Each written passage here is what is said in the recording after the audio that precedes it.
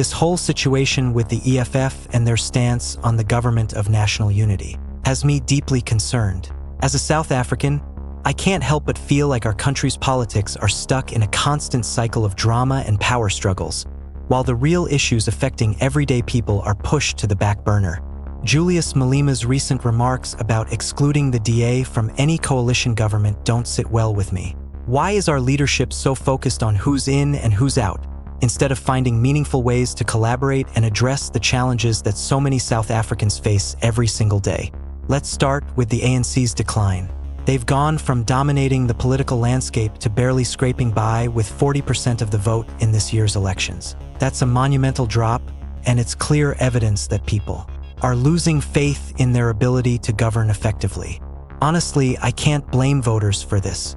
We've been dealing with load shedding, high unemployment, failing public services, and growing inequality for years, and the ANC's leadership seems incapable of offering concrete solutions. Their coalition with 9 other parties feels less like a genuine attempt to build a better South Africa and more like a desperate move to stay in power.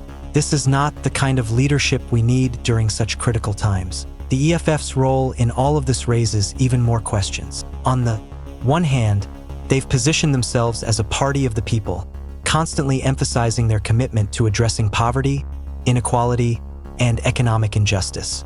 On the other hand, their electoral support has dropped from 10.8% in 2019 to just 9.5% this year. That decline speaks volumes. If they truly were the party of the people, why aren't more people voting for them?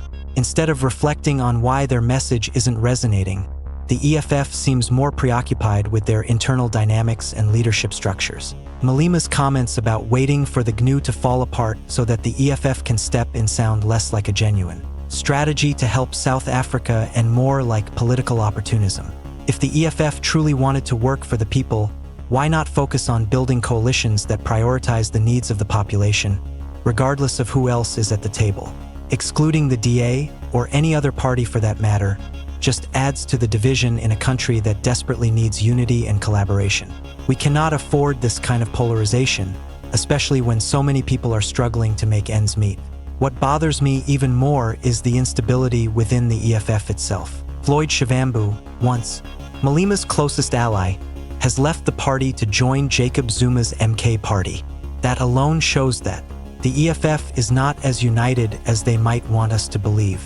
And while they've elected a new leadership team, including Goodrich Gardee as deputy president, I wonder if these changes will make any real difference. Will the new leadership focus on addressing the issues that led to their electoral decline? Or will they just continue the same rhetoric without tangible results? Another thing that caught my attention is the EFF's decision to restructure its student command into a youth structure. On paper, this might sound like a good idea.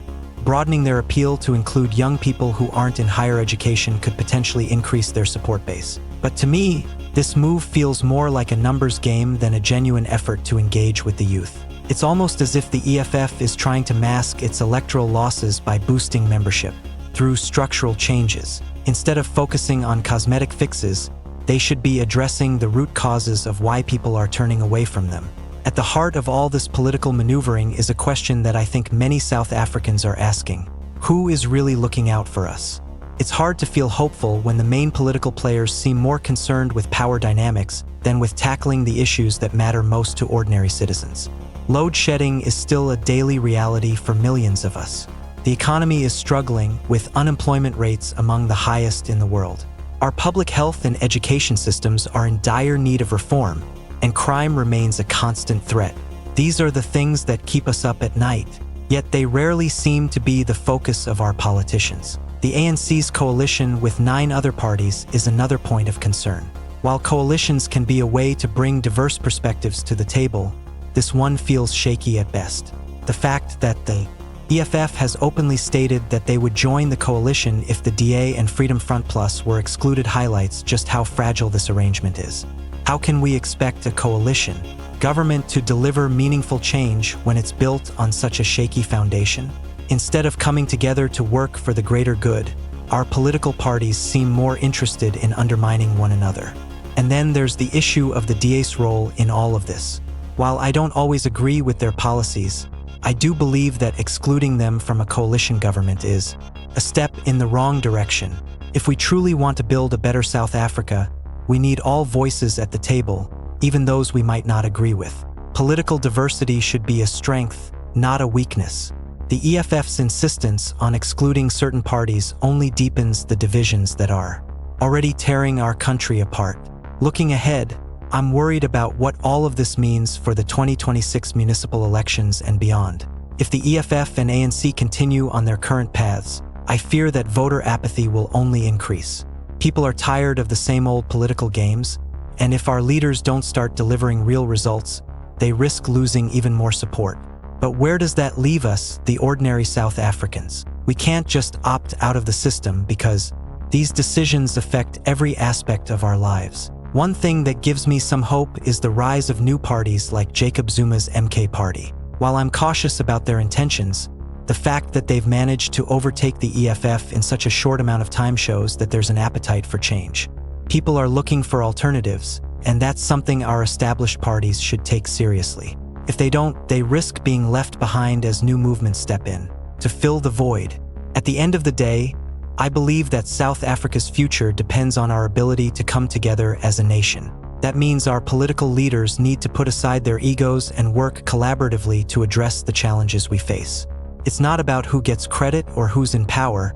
It's about delivering real, tangible results that improve people's lives. Whether it's fixing our energy crisis, creating jobs, or ensuring that every child has access to quality education, these are the things that should be at the top of the agenda.